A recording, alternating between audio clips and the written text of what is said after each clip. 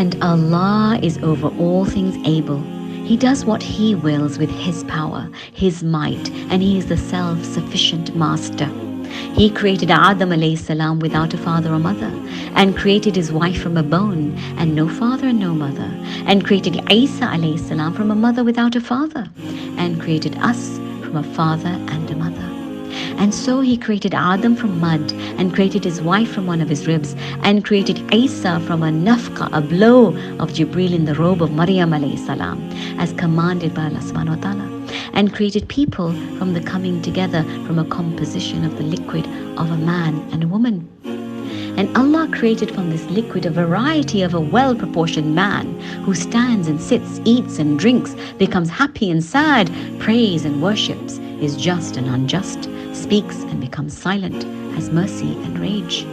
And He made from Adam's offspring male and female, tall and short, believer and disbeliever, intelligent and insane, and offspring of all tongues and nationalities, whilst one is born and elsewhere one is dying, all of whom will consume their provisions and complete their term assigned to them.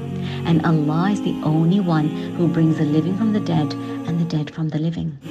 And Allah subhanahu wa ta'ala has facilitated for man faith and disbelief, obedience and disobedience, good and evil, safety and harm, guidance and misguidance.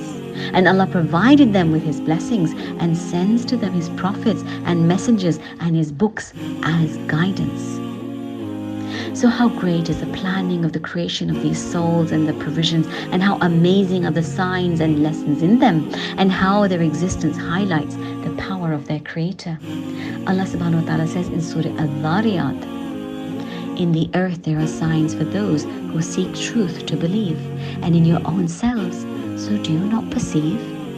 But so many people pass by these signs while being heedless and oblivious of them, as if they do not see or perceive anything. Allah says, and indeed many among people are unaware of our signs. But if man would really just stop and reflect and see how both the seed and the grain are put in the earth in the same way, but one brings out a tree and the other a plant or shrub. Or look at the egg, some big and some small, with one bringing out of it a baby chick and the other developing a human being. This itself amazes the intellect and enhances the conviction in the greatness of Allah. And as one stops to reflect to the world around, just ponder and think that where in the grain was the sapling hidden? Where was the shoot stand?